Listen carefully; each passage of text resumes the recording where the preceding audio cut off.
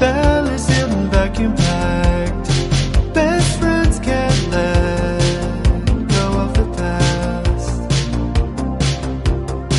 A life in technicolor, beyond the ever after.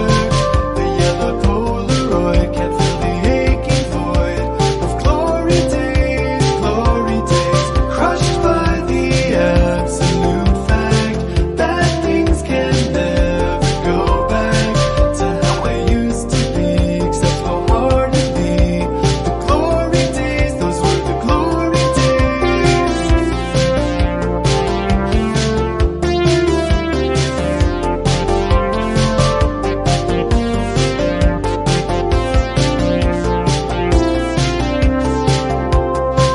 Wasn't ready to come of age, still waiting for my child at center stage.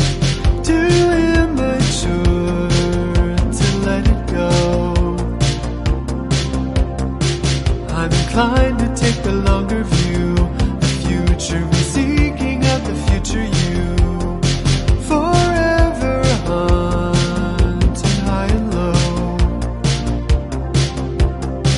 A life in technicolor, beyond the ever after. The yellow Polaroid can't fill the aching void of glory days, crushed by the absolute fact.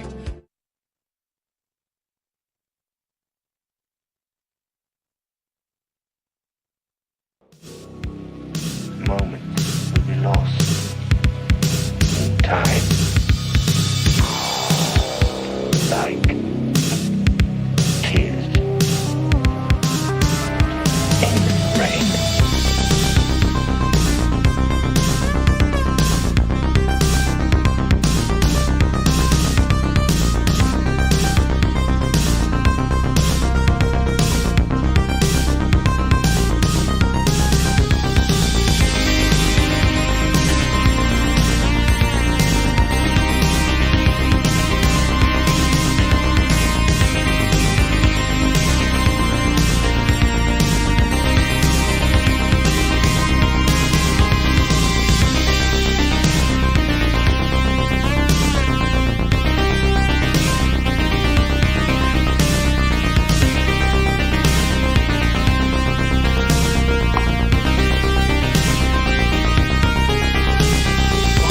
Right.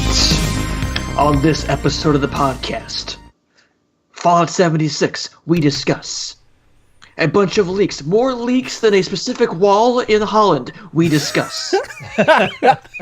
A Destiny 2 info dump, I discuss. And the most important question on our minds, what beer is Jeff drinking? I discuss all that and more on the Level Up Lariat Podcast live from Nerd Bacon HQ in Des Moines, Iowa, the podcast of Bacon.com. I am Jeff Roth from Bacon.com. I'm Dave the Watchman with Bacon.com. And I'm Level Up Justin with Bacon.com. And we are live at twitch.tv/nerdbacon and Facebook Live. And of course, will be nice, very nice. That is like you planned that. And we have our eyes set on the Twitch chat and the Facebook chat. Also, someone give me a heads up, make sure that we're live and sounding good on Facebook as well. Dave, I was sitting on that intro for the last half hour. Which, of course, is about how long it takes for us to get going around here. Well, I'm convinced I'm going to have to start getting everything set up 2 hours beforehand now. I'm sitting here at 10 till 8. I'm like, oh crap, we're going to be behind. And I thought we were going to be all right. Everything was cool. And then it's we started going maybe 5 or 6 minutes late. Okay, big whoop. And then it's we're dropping half of our frames. Okay, why? There's no reason for that. So right. And yeah, if all of a sudden the Facebook stream drops, and for you too, if I just go away, it means that my internet died. So it's still new. It's still new. It took them a long time to hook this thing up. So this is my first podcast in the new place. So it's exciting. I'll be unpacking until at least 2021. That's line that W right behind you. This is why I made sure to do it in little chunks and not a huge big chunk, because that way it was pack a little, bring it over, unpack a little, so you don't have like that big dump on both ends. Nobody wants two big dumps. No. Well, I mean, while people are filing in and taking their seats in front of their Twitch or their Facebook, a little peek behind the curtain. Obviously, E3 is this weekend. It's the biggest deal for us as video game reporters, as Justin's froze. There he is. He's back. After E3, the three of us are going to perhaps decide the future of this podcast. It ain't going anywhere. This podcast is not going anywhere. We'll still be here. The name may change. We may record this stuff. So we're working on ideas. We also are definitely, guarantee, by the end of 2018, we will be on iTunes and Spotify and audio form. So you can take us in your pocket as you go. Yep. So. Yep. Yeah. The plan for going forward is to, I mean, right now everything's all hands on deck for E3. Yeah. And obviously the big Nerd Bacon future of gaming reveal for tomorrow that's going to drop tomorrow, which we'll discuss a little later in the show. But right now, after that, it's all hands on deck with E3. And then we'll kind of discuss on how we're going to handle things going forward. May get to see some new faces, revamp things, and who knows? It's just growing from here. It's like a strain of like a zombie strain. It's just going to infest everyone. Wow. I'm looking forward to that. Wow. A little graphic there. Speaking of zombies, I mean, do you expect a new Dead Rising game? That's the Capcom franchise, right? I've heard people talking about Dead Rising on some different podcasts that I was listening today. I was like, I wonder if that would happen. They already said they were, because they shut down Puzzle Fighter on the mobile. They said they're taking them down so they can work on Dead Rising 5. Today, I think we're going to be a little bit more free-form with our podcast today. Usually we've got like an agenda and we try to hit all these points. Today is just going to be a little bit more like, hey, E3 is Saturday. Let's chill. Yeah. Let's chill and hang out. Because like I said, we're going to be in full work mode the entire weekend, and of course we'll pimp out the schedule for that. But we can't forget that for as much work we put in, that this is still fun for us. I mean, it's still very. Yeah, that's fun. It's fun. Cue 80s porn music right now. Yeah. So if you're in it either always goes chat, back to 80s porn for me. Always. If you're in either chat, feel free to say hello, stop on in. We'll interact with you. If you have any E3 predictions, E3 questions. Yes. The way I meant to bring this up here, we'll start the show off proper. Like, by the way, the answer to the last question was, it's Slingshot. Nice. From Back Pocket Brewery in Coralville, Iowa, just outside Iowa City. This is my favorite beer that they brew. And I say this in a very pandering way. No, I really do love the Slingshot the most. It's I'm a beer snob, if you know me for more than 5 minutes. I'm a beer snob. And it's a very dark caramel. It's not too dark. I like it. Please really like a dark beer. There's a beer over at Royal Mile. Have you tried this yet? It's Sticky Toffee Pudding Ale. Really? That sounds delicious. It is Toffee so Pudding good. Ale. It's a beautiful dark beer. It's not too heavy. You bring it down, hint of caramel in the aftertaste. Jeff, we got to go and grab one of these. I agree. Yeah, this weekend we're going to go to Royal Mile. Maybe after EA Play we'll go to Royal Mile. I was going to say dude, Pizza Fest in Ankeny this weekend. We should do that. This weekend? Oh, nice. dang. Yeah. All right. We're all going to be together. We are. We can hold hands at Pizza Fest. But it looks like we are live. I do hear. Oh, dang. Yeah. I do hear us all on Facebook. Oh, I hear it. Oh, yeah. That was a very interesting spot to jump in on. I know, right? Coming in. I hear us. That Oh, did not dang. sound clean Yeah. at all. Coming in through the speakers, yeah. All right, so while on my personal Twitch stream, twitch.tv/Jeff Roth, cheap plug, Doc Croc, friend of the site, member of the site. She's our editor. I haven't seen her in forever, but She's on Twitch right now. Give her a shout out. Right? Doc Croc with a shout out, friend of all of us. How's that? Welcome, Doc Croc. Nice to see you on. She asked me what conference was I most looking forward to, or what was that could surprise us coming through from E3. And my answer was keep an eye on Microsoft. Because I think they're going to be the ones that really go, if I can use a term from a 2004 movie, I think it's 2004, balls out. Or balls deep, as they were. What? It's let's from the music again. What? I got dodgeball in the mind, so you know. But no, I think Microsoft is saying the right things, doing the right things, has the resources to really come out and put on a kick-ass show and really show you that, hey, we're taking these great strides with this adaptive controller, and now we're doing some Special Olympics, and also, hey, by the way, we have these Japanese partners, and they have a great way of coming out and just boom and shocking us all. I absolutely agree 100%. Microsoft is absolutely the wild card. It feels like they've just been building towards something, and we've been talking about Microsoft going all in on games as service and evolving Game Pass, adding streaming features to that. I really think that's going to be the push for the future with them, and I think that they're going to have some games to back it up, finally. I really think there's a new Crimson Skies coming. I'm still keeping my fingers crossed for the past 2 years that there's a new Conquer coming. Doc Croc just put that in the chat. Yep, she put that in the chat. Here's the other thing, though. I believe there's an 85 to 90% chance that we're going to see at least the Minecraft guy in the new Smash Brothers. Yeah. Or we could even get insanely lucky and see Banjo and Kazooie in the new Smash Brothers. Right. If we get Minecraft Steve in, I think his name was Steve. If we get Minecraft Steve in Smash Brothers, I really hope that the Mojang people come out and do just the worst job of announcing it. Isn't this so much fun?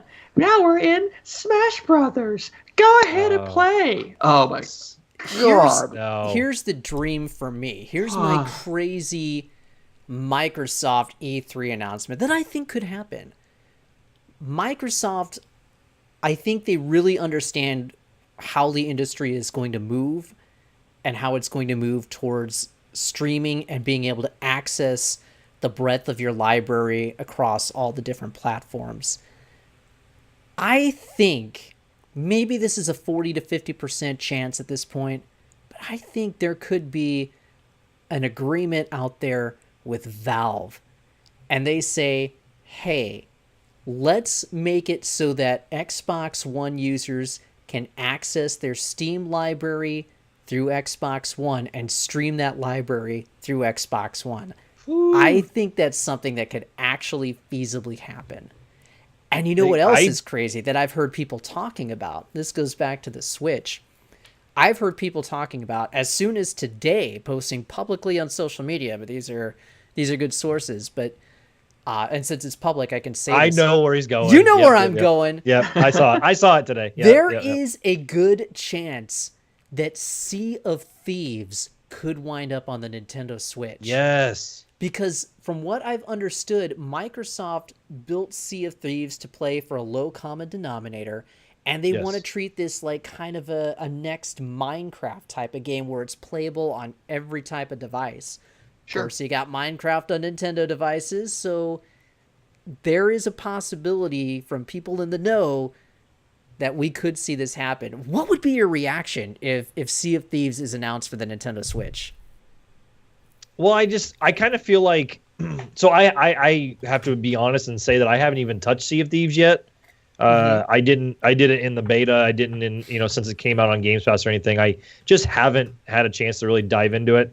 But the little bit I've watched, like I've seen some really cool moments, but to know that you'd have it on a more mobile service, like to be able to take that anywhere. Again, you would have to imagine you would need an internet connection to play it because there's not really a single player content, right? So, I think it'd be really cool, and plus it would also blow my mind because we're, like we said a few episodes ago, we're getting closer and closer to that moment where you see like a Phil Spencer on Nintendo's showcase. We're getting closer and closer to those two blending together or somebody working together. So, another cheap plug, but go read Dave's article about Microsoft. All the things we've been talking about here really just are everything that he's been mentioning. We talked about it on last week's episode about how future forward Microsoft has been even when people didn't like the decisions and things they were saying and doing, like how feature forward everything's been. But to have a game like Sea of Thieves on the Nintendo Switch, that would be pretty impressive, especially if they end up making it crossplay in some way, shape, or form. Right, and it's not that I was really impressed, at least with the betas for Sea of Thieves, but just the fact that you've got this crossover event that is happening would be just insane. Right. But, I'll do a cheap plug. Well, not so much of a cheap plug. This is a major plug, and that major plug is you can listen a little bit more about the future of the gaming industry. Tomorrow, Nerd Bacon is exclusively launching an Insiders Roundtable discussion. It's a podcast. It's going to be on YouTube. It's going to be on Anchor and Stitcher and whatever else I can get it on. But you can also find it right here at nerdbacon.com. But this is with two industry insiders. It's Golfing Buffalo, who has been on Twitter. He's got a ton of connections. He's been right on the money on a lot of things. And Friend of the show. Stealth, who is a Nintendo insider, and I don't think I can say exactly what his role is, but he works closely with Nintendo. He doesn't work directly for them, but he works closely with Nintendo. But we all chat a little bit about how the industry is progressing and what we can expect from the three major console manufacturers going forward. It's not really a spoil cast or anything like that for E3, but it's kind of a high-level discussion that's meant to spark debate, and I'm really excited about it. I've been trying to put this together for freaking months. Yeah. But it's finally launching, so I hope you guys check it out. I will apologize in advance because we did this through Discord, and Discord's audio is really shitty for some reason. I don't know why it's so choppy. So get past that. I apologize. I'm only human. But yeah, check it out starting tomorrow.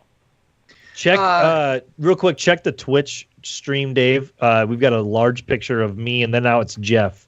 See if I don't know if like you had it with two. Yeah, and then it's got you like below. a weird dynamic thing going on. Okay, I didn't know if you were. What? Had You don't want it. them to have a big picture of me? Like, I want them to see me at all times. No, it's there we go. It's Skype. There we go. I turned on like a dynamic thing of Skype, so I think it's trying to mimic. I think it's trying to mimic Google Who's talking? Hangouts. Or You've got the Hangouts, three. yep. You got I'm sorry. the three I'm on screens 4 now. hours of sleep here. My mind. No, is you're not good. working. I just wanted to give you a heads up because I'm keeping an eye on it as well. Okay, I appreciate it. So yeah, that's cool that we got because we're in a really cool time in gaming. Yes. Really interesting crossroads here in gaming. So looking forward to that. We'll plug that later on as well. But my takeaway from the Sea of Thieves thing is to kind of reel us back here. Not so much Sea of Thieves, but what does this mean for Rare now? Maybe shaking hands with Nintendo to the point where, hey, new Perfect Dark. Hey, Joanna Dark's in Smash Brothers. Hey, Yeah. that Banjo-Kazooie thing in Smash. Like now they got if they're going to put Sea of Thieves on Nintendo, are Rare and Nintendo going to be back to collaborating somewhat and maybe see some more crossover stuff with Rare going back between Nintendo and Microsoft? Wouldn't it Right, be cool? and we. Just real quick, wouldn't it be cool if Rare does develop another Banjo game, and then as a quid pro quo, Nintendo's like, oh well, we'll let Donkey Kong make a cameo appearance. That'd be Wouldn't that be I mean, insane? that's the thing is you could see some really weird, dynamics there both ways if they decide to play nice and this all works itself out. We talked about a couple of different things There's that last week. Ubisoft deal. Sorry, Justin. There's that Ubisoft deal. Then Sam Fisher walks in. Sorry, go ahead. Well, and the thing is, we talked about this last week. Like I was saying about how with Smash Brothers and about having different people playing together and who we could see on Smash and those kind of different things. And I think it's very. I would put a lot of percentage on having a Minecraft character or a male and female version or a level, for example, because obviously Minecraft's so big. And just seeing Banjo-Kazooie wouldn't surprise me, but it would still I would jump out of my chair if they announced him as Banjo and Kazooie as playable characters. And then not only that, but they've talked about lending out their properties while Rare works on things like Sea of Thieves. So let's say Rare continues to work on Sea of Thieves to put it out for the Nintendo Switch. Well, then maybe they're like, okay, hey, I don't know, Sumo or hey, Yes. Whoever make Perfect Dark, or hey, make And that's whatever exactly other. why I said that last week in the predictions episode. Yep. So you could definitely see that, that those kind of things are starting to kind of roll together, and I think it's going to be such a crazy E3, guys. I've been putting so much work in, but I cannot wait. I feel so miserable right now just because I'm so tired and so burnt out on everything. But once Saturday hits and we go live with the EA pre-show, it's just all going to be there. Yep. And a Minecraft level in Smash would be kind of cool because you could make it adaptive, like a Mario Maker level or a PictoChat level they had before. But there's a lot of levels in the last one because ironically, I was actually watching Zero play Smash today. Oh yeah. And I forgot about some of the levels that do like evolve or they change over a little bit of time, and a Minecraft level could be one of those that do that kind of maybe you see like something like almost like a hand or something touch the screen, like it's changing something on the screen. That would be so cool. Yeah. Something like that would be cool. I think the heart of gamers would like Banjo and Kazooie to be in Smash, but I think the safe money and the practical money is Minecraft, just because of what you said. It's so recognizable, and then just the idea of all the stuff that you could do with the level is just awesome. And like we talked about last week, we don't think that these are the only Western characters you'll see, and Minecraft, like we said, playing so well with Nintendo, like having Microsoft and Minecraft, be where obviously there's that partnership there, and then having Nintendo plays well with it. Sony not so much, but whatever. I mean, that's where you're going to see some of these partnerships and some of these things come to fruition, so to say. But I'm right with Jeff. I think Microsoft and Dave. I think Microsoft's the wild card. It's probably the one I'm looking forward to the most. I was starting to kind of temper my expectations a little bit, but as we get closer, I'm just like, it's Microsoft, and Phil said they're going to be ready. And what about if they have Smash and they have this, and what if Sam Fisher and Splinter? I'm ready. Yeah, I'm ready. It's gonna be dope. And just give me like some more Killer Instinct, man. Give me more Killer Instinct. Yeah. I will pull my fingers out. And I think real quick, I was just say one thing. When we talked about some predictions earlier in the year, I mentioned something about having some first party games revived. Like I think again, one thing we didn't mention was we might get to see the new like a teaser of the new Fable or the revamped Fable game this year, for example. Sure. That could bring I think that I don't know that's this generation. That could be a next generation game, but I think that could be something that hey, we're working on it. Here's a sneak peek. Because that could be a console seller. I mean, because that name still has name still has value to it. And Crackdown 3, I talked about a little bit about that last week. I mentioned to you guys about there was some talk of Amazon sale pre-orders being canceled. I don't know how legit that rumor was or anything, but I would not be surprised. Again, so I wouldn't be surprised they just come out and say, you know what, treat it like a relaunch. Just almost like forget what you've seen, relaunch. But there's a lot of good to be had from Microsoft's conference or showcase. Excuse me. Yeah. Just one other thing to give me a new Crimson Skies. Yes. Oh my gosh. I streamed that and had a huge showing when I streamed that a few months ago. Oh really? And just focus on the multiplayer dogfighting.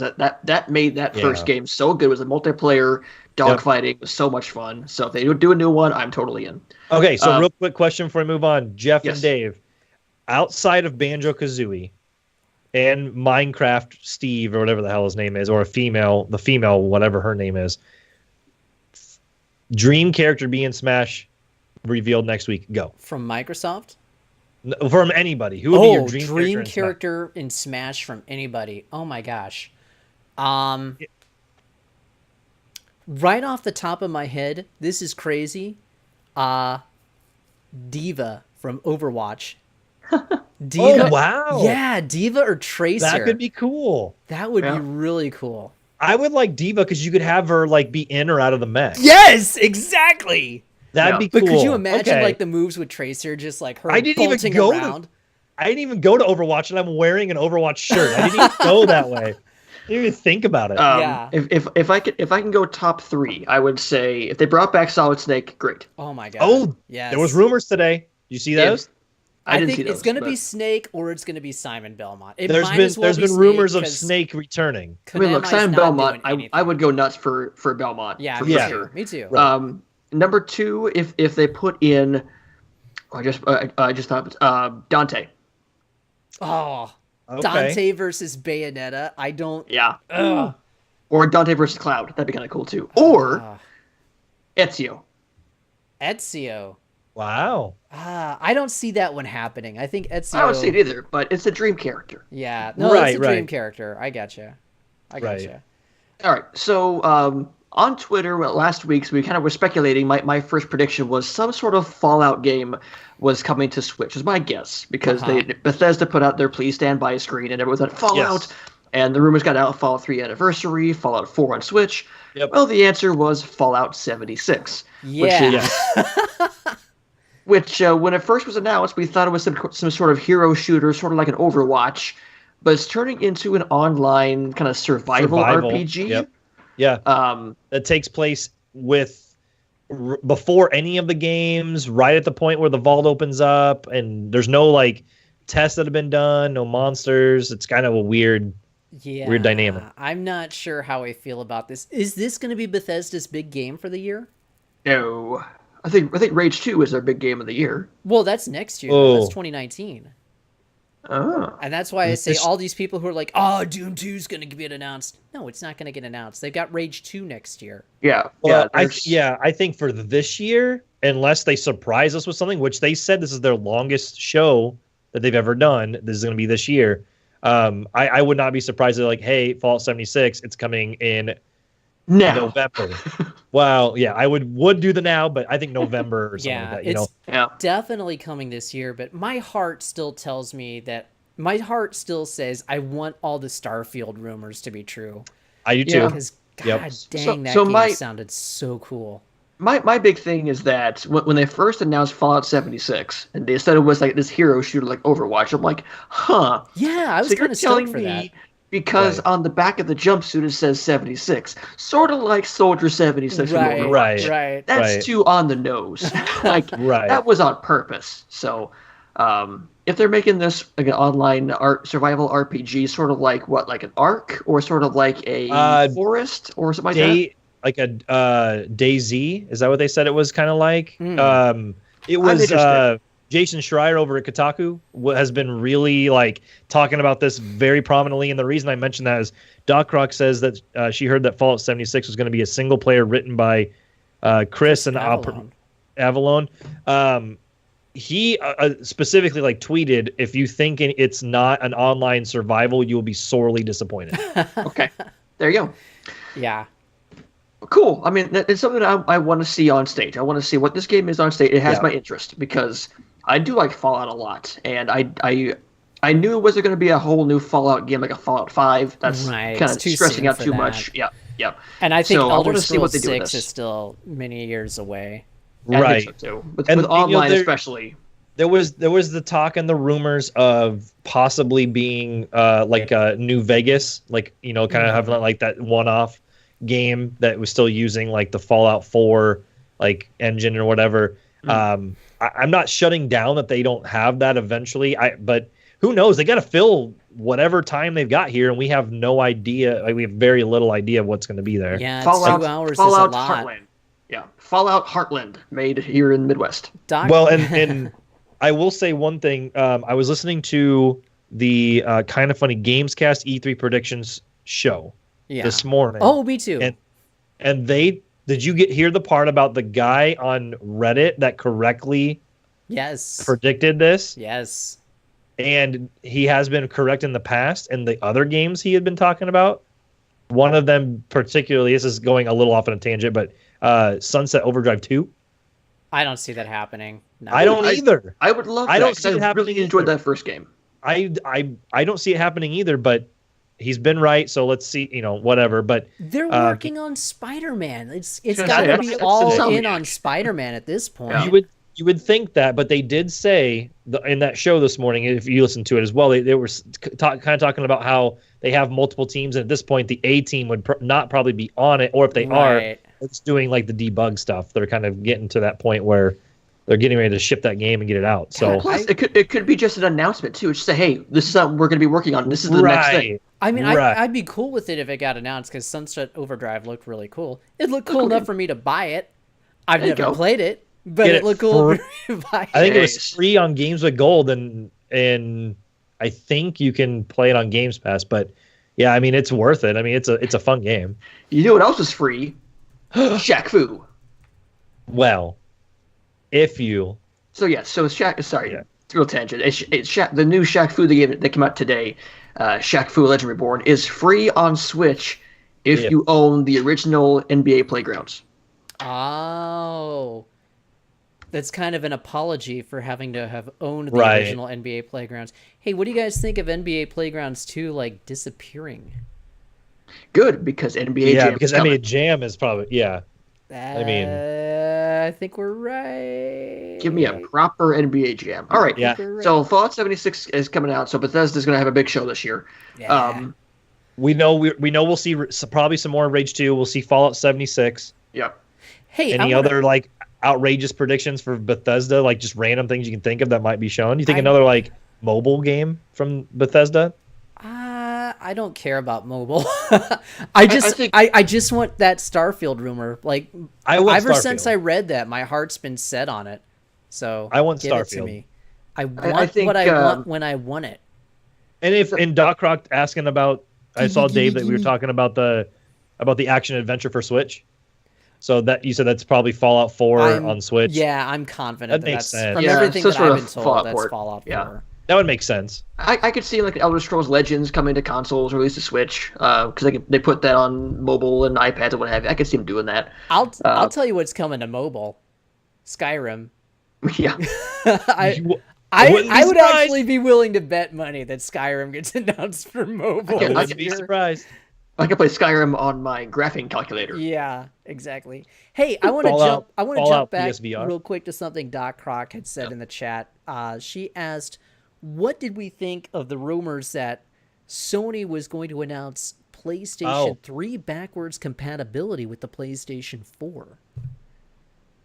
So this would be I heard 3 and 2 somehow. Oh my god, dude! If they did a firmware update and it's like, okay, now you can play all of your disc-based PlayStation 3 and PlayStation 2 games on your Right. 4. I think they that then win would be E3, the right? So What's that, Jeff? Microsoft or Xbox One has 2 legs up on PS4 in Right. one in 2 different ways. One, yes, they do have the most The powerful smart fridge. console on the market and 6 teraflops. Drink. yeah. And 2, There's got to they be a have way the to add a backwards. 7th in there somewhere. They have the backwards compatibility, and those are the only 2 legs up that they really have right now on Sony. And that not obviously, it is what it is. You like whatever, you play whatever. But if Sony came out and said, "Hey, we're going to give you backwards compatibility, PS3. Oh, by the way, and PS2." Now, even if they did PS3, I'd still be stoked and happy for it. But yeah, I that rumor's starting to gain a little bit of steam here. I'm not sure where I sit on this one. I would love that to happen. That would be one I of the would love it announcements too. of the show for me. Yes, Quite yes. honestly, I think I would lose it. Let's say that they would win E3 if they came out and said PS3 and PS2 discs done. Here you go. To me, they're like, okay, that you guys would come win E3. close to winning E3. It would I come think the only close. thing that would trump that would be Microsoft change. saying, "Hey, guess what? No, name change doesn't do anything for me. Honestly, it doesn't do anything for me." But the only thing that I think that could trump that from a usability, quality of life Sure. announcement would be Microsoft saying, "Hey, you can access and stream your Steam library through Xbox One." Right. Yeah, that would be pretty big. Yeah.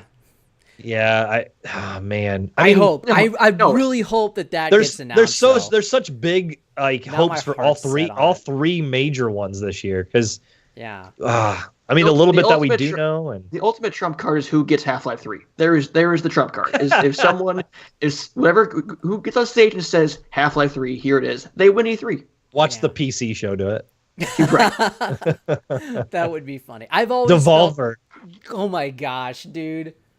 Like, couldn't you see that happening? Yeah. I could see Devolver. them trolling everybody and doing like Yes. a phony Half-Life 3 announcement. And getting like Yeah. a Gabe Newell impersonator up there. That would be awesome. So then which one Nate happens Gould. first? Which one happens first? Do you get backwards compatibility or name change on PlayStation? Name change. It's far easier for them to do. Yeah. Backwards That's what I think. compatibility, that's a dream, but I think it would be tough given the weird architecture Sure. of the PlayStation 2 and And- PlayStation 3. What's funny that you saying that is the first reaction I had when I was thinking about that. Mhm. But then I'm sitting here thinking, because it's so tough, that's going to be the one they do first. Because Microsoft said the same thing. It was going to be too tough to do backwards compatibility, blah, blah, blah. And they went out and did it. So Sony's like, you know what? We got all this money. We're just going to go do it. Yeah. And F your Well, name change. I think they the made a architecture big- between Xbox generations was a lot closer because they were basically Yes, just no, PC you're right. architectures. You're right. They made a really big deal about the Xbox Xbox OG. Where are all the games? Like, it seems like that launch window happened, and then we had like nothing more. Got quiet. There's been some, but it has gotten quiet. Yeah, there's been a few and a few extras, but it's been real quiet. There's not a lot of big drops. I think you might see a big dump here. Yeah. I I do like a good big dump. another dump. That's 3 big dumps. Yeah. We've got One a for lot each of of big us. dumps. So speaking of dumps and leaks, Oh, more Destiny leaks. 2. Yes, info dump, Destiny 2. I can do that too. Yeah, info dump. There. Oh, that's So, not yeah, what I was talking about. Segue. I was gonna go with more dumps and leaks. I was Okay. gonna keep the circle going. No, I Well, just we wanted a can, cheap and we can joke. segue into that too. I just we can. wanted a cheap joke. It's So yeah, Bungie came out today. Nice. Bungie came out today and dumped the year 2 plan for Destiny 2. And as the resident person who likes and plays Destiny 2, I will talk about it. One of the 5 people that still play Destiny 2. yeah. Shut your goddamn face. Bungie is dead to me, damn it. at Fortnite. You guys just hate fun. I understand. It's okay. You I know, love you guys. here's the Bungie thing, stabbed guys. me through the heart, Jeff. They did. Here's the thing. Destiny 2 was on sale at one of the online retailers this past weekend. $10. $10. That's not even that's an Alexander Hamilton, my friend. I didn't buy it. It was free on Humble Bundle for Nope. subscribers. Fine, I don't care. Here's what's happened to Destiny 2 because I like the All goddamn right, no game. worries, no worries, no worries. This podcast has not been sanctioned. Destiny 2, the year 2 plan came out today from Bungie. New expansion coming out September 4th called Forsaken. It's going to be changing a lot of the game's basic structure. As in, you can equip any weapon to any slot. If you want to have 3 shotguns, by God, you can do that, which sounds insane. Which is really cool, though, because they can just say, hey, freaking go nuts. Yep. They're also adding a new PvE mode. It's a PvE/PvP mode. So your team versus another team to see who takes out the most AI people, which sounds really cool. New story mode in the Reef, which sounds. I want to see more of that. It's more loot. It's more places, more missions. So it fundamentally changes the game when you can put different weapons in different slots. So that's cool. But the year 2 expansion, there's to be 3 expansions coming out this winter, next spring, and next summer. You can buy a season pass for that, obviously, because season passes are still a thing. But actually, I can probably pull this up here while you guys talk about how much you hate the damn game. But I love Destiny 2. So I'm playing the soundtrack behind you while you talk. because the soundtrack is really good. It's pretty good, actually. I listened to it Yeah. before the game came out to kind of and, try and hype me into buying it. But They're putting in a bow and arrow weapons into I Forsaken. did see that. That looks cool. Yeah, I'll so give it's- them that. So it's the Gambit mode, which is that new PvP PvE mode, which sounds awesome as well. And the annual pass is what they're calling for the year 2 stuff, kind of like what Ghost Recon and Rainbow Six Siege was doing as well. Okay. And of course, polygons up. This is not what I'm looking right now. It's okay. It's a pass you pay for annually. All right, so Annual pass. Okay. the you can buy the annual pass, the season pass, for $34.99. Okay. For the 3 expansions, which will include. So Black Armory is this winter, Joker's Wild is next spring, Penumbra is next summer. These additions will include new endgame challenges, new weapons, armor, and vanity items, new returning exotics, new pinnacle activities, new triumph records, and new in-game lore to discover according to Bungie. Let's see, that's September 4th when Forsaken comes out. Oh. Let's see, and I Gambit gotta say, is I really liked the original Destiny for about a month back when it first came out, and it plays really nicely. I mean, it's a good feeling game, but Sure. I don't know, just the whole meta game just was not appealing to me. Well, I will say this: Bungie had my heart from Halo 1 through 2 and 3, and I was willing to give this a shot. And I played the beta and played, like you said, for the first month or so. I even streamed it. The first time I ever did Extra Life, I did a solid couple hours of Destiny with my cousin. Him and I played. I hadn't been as far into the game as he had. Loved it. Had a good time with it. I just feel like Bungie just treated a lot of their fans that got them to where they are now today like junk. They just, but you know, I will give them this. The game plays well. I'll give them that. And it looks cool, whatever. But the PC base is even dwindled, and you know, just it isn't what I'm sure they hoped it was. I beg to differ. I have had no problems fighting Crucible games, and during Iron Banner, I've had no problem fighting Iron Banner matches. I'm sure you have not. I think, obviously, it's not as big as it once was, but it's still pretty healthy, and the game is still very popular. Or else this annual pass wouldn't even exist. They would just say, now, cut ties, we're good. But anyway, I'm looking forward to this. I'm a Destiny 2 player. I'm looking forward to Forsaken and what they want to bring in year 2, because Destiny 1 really kicked off in year 2. Once they put in like the Taken King and stuff like that, that's when it finally sort of clicked for people. So I really want to see what they do here, because the last couple expansions for Destiny 2 have been, because Warmind was, and then the one before that was Curse of Osiris was also, so it's okay. So we'll see. My question then is, this comes in September? Yes, September 4th, Forsaken. You really gonna play it with all the other things coming out? I'll still look at it. So when does Red Dead come out? October 26th. Okay, so at Spider-Man's in September. Smash will probably be in September. Smash will probably be in September. Dragon Quest 11 will be in September. Can I frickin' talk? No, because you're not saying the words we want. Well, if you let me say words, I can. So when I need a break from Spider-Man and from Smash, then yeah, I'll be more than happy to put some time into Destiny 2. You son of a gun. Destiny 2 is not about taking breaks. Destiny 2 is not a siesta on the beach, son. No. It is a fight for survival. It is a test of manhood. It is the most intense thing that I've ever... If I didn't like this shirt so much, I would tear it off. You gotta commit to Destiny 2. You gotta commit to Destiny 2 more than you would commit to a woman.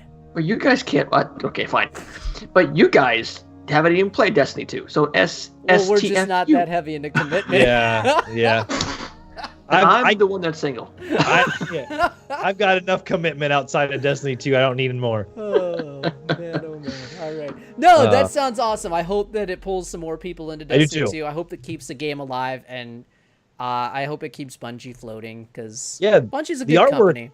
Bungie, for all purposes intended, I'm salty. I'm only salty because of the exclusivity deal, which I am...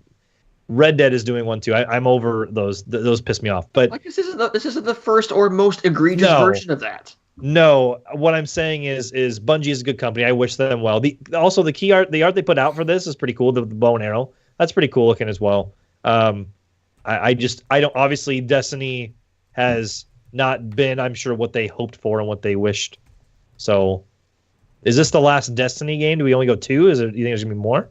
They probably more, because they were saying when Destiny 1 came out, they went at least a decade of Destiny. So, no, we'll see Destiny 3 at some point. That's pretty much a given. I don't know.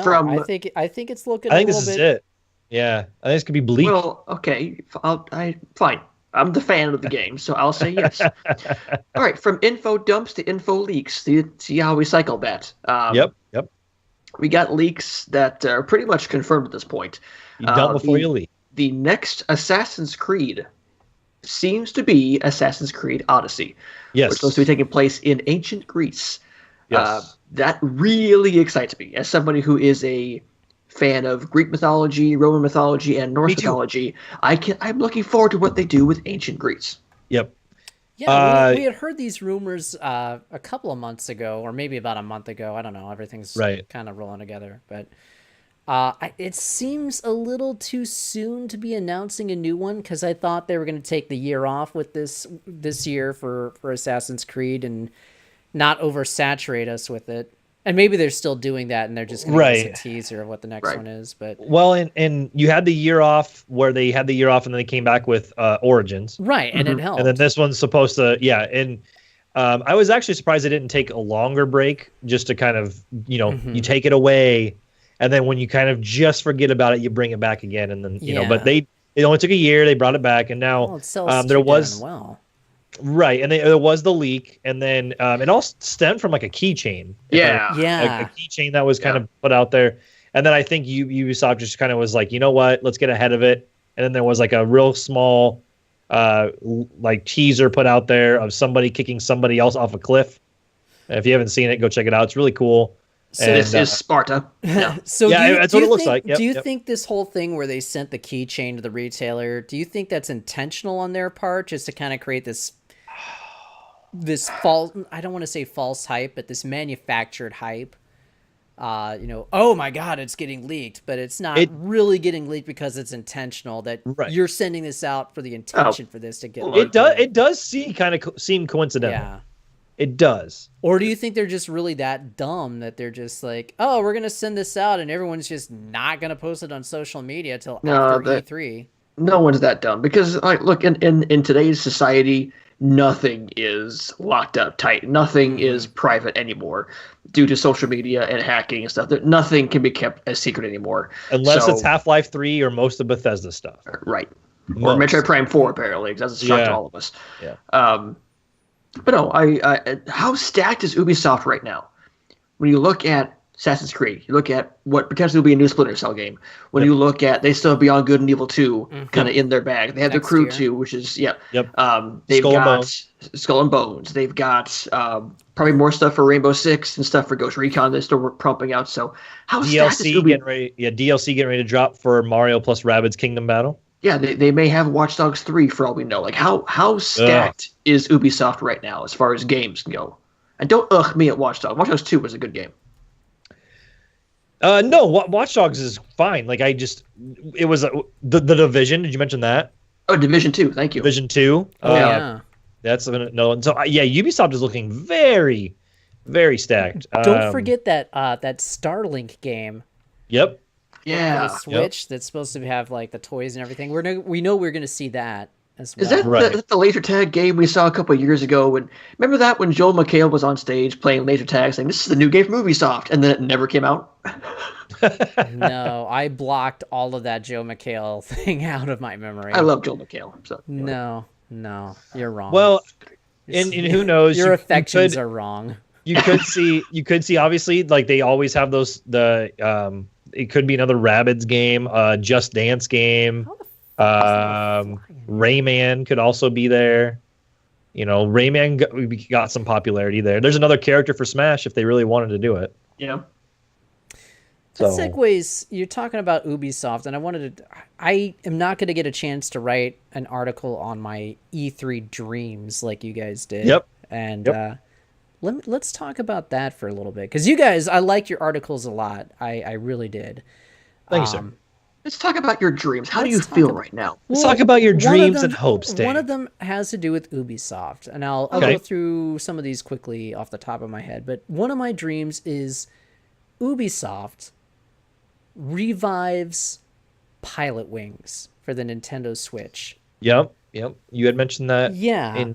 Before, yeah. And I probably mentioned this before, but if you got a chance to play Steep or try the demo of Steep, some of those sections, they do play really similarly to classic Pilot Wing games. And I think Ubisoft has enough gameplay know-how, and they've got enough of a quirky personality that they could really add something to that franchise. The essential thing for bringing Pilot Wings back is, do you guys remember the SNES version? because that won the poll. SNES. Do we It remember won that? both. It won Do you both. remember polls. that? Yeah. I was waiting it's to not bring it up, but SNES. Dave beat me It's to not it. SNES. It's Dave beat me to it. SNES. I was waiting to bring it up, Jeff. I was going to wait to the end of the show, but it won both polls. That's By a right. landslide. That's Well, right. everyone's just wrong. I don't understand how so many some people of us, are some of us so know wrong. how to pronounce SNES. Some of us Oh, also know God, how to stop use saying a that. fork and a knife when we eat our dinner. All right. Depends Some of on what us it aren't is. savages. Anyway. Depends on what I'm eating. It's SNES. Anyway. Moving on. All right. Sorry, I had to tweak that. SNES. I was Team waiting. SNES. I was waiting to bring it up. It's I was not the waiting. SNES. You lost. It's the SNES. It's You the SNES. lost. You lost. Not we in my did head. 2 polls. We did 2 What was polls. no? Justin's thing was majority doesn't mean you're right. So I'm using that against you Justin's guys. being diplomatic. Come on. I was doing that to be nice, but I knew you were going down. Oh my goodness. Either way. SNES. But Moving on. anyway. Yeah. Anywho, what was Yes, the SNES version of Pilot Wings. Go ahead. No, the Super Nintendo, the SNES. Yeah, the SNES version. Yep. All right, so the SNES version of Pilot Wings had the those instructors, and it gave you this feel of actually going through like this flight instruction school, and then it had these bizarre helicopter missions that were thrown in later on. So I think it's essential if Pilot Wings ever gets revived that they bring back like this whole flight instruction, this flight school motif back into the series and bring back the instructors and all that personality. What if they developed it into kind of like, I don't know, like it sort of is like the school sections of Persona, like Persona 5, Yeah. and you got Yeah. like this story that's going on, and then you get in the plane and fly and try and earn your license. It's like you're in a flight school with your buddies. I think you could do a lot of fun things. Kind with of Pilot Top Wings. Gun style. Sure. Yeah, I was going to say yeah. the teachers are from Top Gun. Oh god, that would be awesome. Well, And how- then how you get much, to like, fly an F-14. Like a lot of that stuff from the Wii Sports Resort and the stuff felt like Pilot Sure. Wings to me. Yeah. So if they kind of collaborate into something like that, I could see a new Pilot Wings for sure. Maybe not from Ubisoft, but some sort of Pilot Wings that Nintendo could put out for Switch, because you can use those Joy-Cons as kind of your way to fly if you want to Right. get really motion Right. control-y. But it'd be fun. I'd be down for one. Yeah. Another one of my dreams. This is a popular dream with a lot of people, but I'll go ahead and say it. Metal Gear Solid, actual remakes of Metal Gear Solid, Solid 2, Solid 3, and Solid 4 in the Fox engine. Just redo them, make them look beautiful. Yeah. Ah, just give that to me. I could see that. I could Yeah. see them doing that. You know, The Metal Kinda- Gear Solid Ultimate Anthology. and I was one thing I'll bouncing off of that is I always like to pay attention to what games are on like Games with Gold or like free on PlayStation Plus, for Oh, example, yeah. around this time. And one of them just recently is Metal Gear Solid 5. See, MGS5 is right now, yeah. You know, so I'm not saying that that's necessarily coming true, but how awesome would that be to be like, hey, we remastered these games. It's going to come to, you know, at least the 2 big ones, if not all 3. I don't know how much they'd be able to do a Switch, but it may make it work if they could. But and that would be really cool though. I would eat that up. That'd be But really cool. can they make that work without Kojima? I think if they just probably not. Yeah, I Probably mean, because not. legality wise, I don't know. I think Yeah. they can still do it because they retain all the rights to the script and everything. It's just Yeah, if you're gonna try and introduce new camera angles and things like that, and redo some of the cinematics, you need somebody who's got an eye for cinematic direction. right. None of those people compare And anything and to how Kojima. Unless it's strictly just a facelift. and how would the fan base react? Because you saw how they were with MGS5 and how they just said it's a Kojima game, it's a Kojima game, and how everyone just shit on Survive before it Yes. even came out. If they do a new set of no, seriously, here's Metal Gear, would fans just go, screw you, we're not doing this, I because that's think not fans Kojima. would be fine with with a remake like that. As long as it's quality, as long as it retains all the voice acting and the same plot and everything, Sure. yeah, it would be fine. As far as people shitting on Metal Gear Solid Survive before it came out, I think they had every right to. I mean, I knew you How- wanted to say that. well, come on, that game looked like dog shit from the get-go. Well, How and- can you argue but that the but they game were- didn't look bad? The game looked That's fine. terrible. But they were shitting on it even existing. Not Well, even right. before gameplay came out, before the idea of gameplay came out. The fact that they were doing a new Metal Gear style game, people were shitting on it from that instant on because of the name. You're right. Right. They were. they And then when should. the game came out, it still didn't look great. And people that played it were like, it's not actually a bad game. If this game was titled something different I and think those looked a people little were better. Drunk. Those Well, I people think- were drunk. If that Did you game was- play it?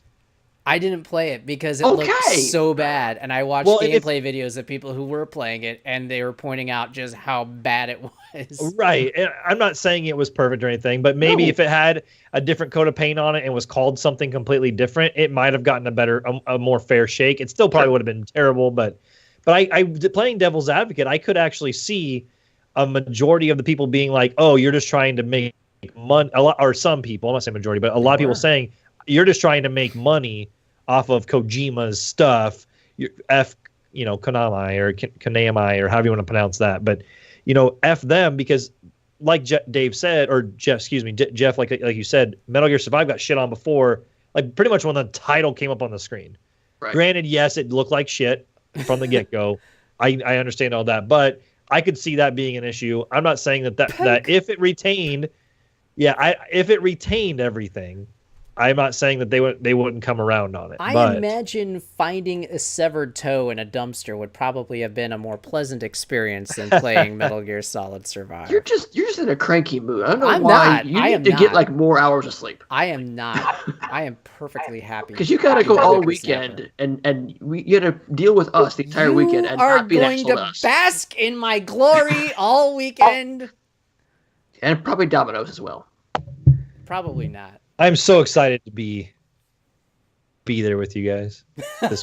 So- Another, you should see the Dave Monster comes out a little bit. So, What? outside, I'm looking forward to I it. am no, the I Dave am- Monster will come out if the technology that he's trying to do does not start working properly. And you've seen a Well, bit of yeah. this on podcast. The Dave Monster will come out. Right. The Dave Monster will come out. Look. Do you remember A Christmas Carol? Do you remember A Christmas Carol when Okay. the dad's working on the furnace and everything? And he's Yeah. like, Yes. there's a torrent of expletives that are flying up through the Right. vents and everything. This is the modern day equivalent. The monster comes out trying to get the furnace working, trying to make a content fire here. And that's why Not a dumpster fire We're like gonna Metal have Gear Solid we're gonna have your back. Gonna bring extra equipment. Gonna have your back if we need it. No, we're it's gonna there. be fine. Everything is The- fixed. the- We're gonna be good. The Jeff Monster comes out when my internet stops working or if I'm getting beaten Tekken. Then the Jeff Monster comes out. So. I understand that. Another leak that popped out was for Hitman 2. Yes. Supposedly a new Hitman game because the first Hitman game was so well received. It's got Game of the Year awards. I really enjoyed it. You put the first bit of it for free still. Right. What do you guys think about Hitman 2? Awesome. Does that interest you guys at all? It does actually. I heard so many good things about the original Hitman, but I never got a chance to try it. So I'm very excited about it. I'm really surprised that Microsoft did not snatch up that studio. I think that was one of my predictions from last year, because they were part of Square Enix, and Square Enix, even though Hitman was successful, Square Enix was like, yeah, we need more episodic content. So we're going to take this successful developer who's developed a really successful episodic game and really was kind of a pioneer of that whole concept. We're just going to dump him. All right. Bon voyage. So I'm really surprised that nobody snapped them up, but I'm very happy that they're still out there. They're making they're still able to use their property. And I think it's really awesome. The thing that gets me, this was the leak that finally made me say, all right, guys, can we stop leaking stuff before E3? We're less than a week out. Let's just cool our jets now. Keep your mouths shut.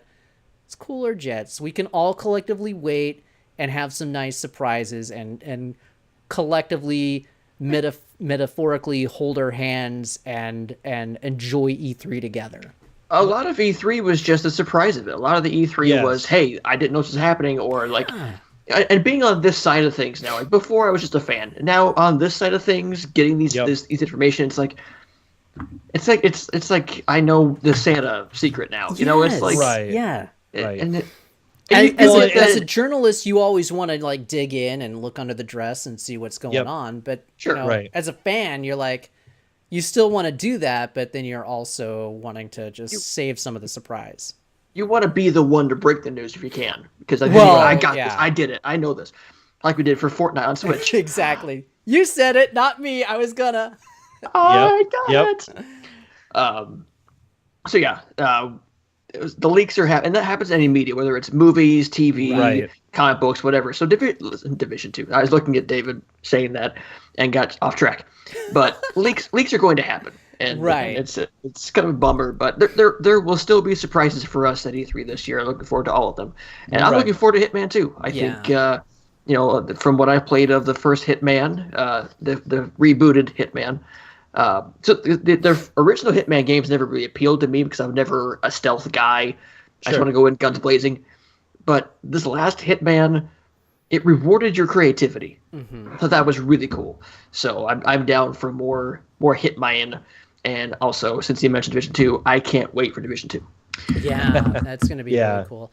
This thing happens every year though, where you've got all these leaks that kind of come out, and then you get about a little less than a week out, and then another leak comes out, and I'm always like, all right, stop it. Everything's spoiled. Thanks, guys. And then inevitably it's not. But but then you leaked the Fortnite thing. Well, that was wild. That was a while back. Yeah. I mean, that was far enough back. When you get your that was far enough back where because like I think timing has a lot to do with it too, because now we're less than a week away from the thing starting, and you're getting leaks this close. At this point, it's just like, okay, put them away. And like you said, being on this side of things, like I'm cycling through online, I'm trying to find stuff that like maybe isn't surfacing as much as like others, and coming across like some of the leaks like Hitman or the Devil May Cry 5 website being like whatever.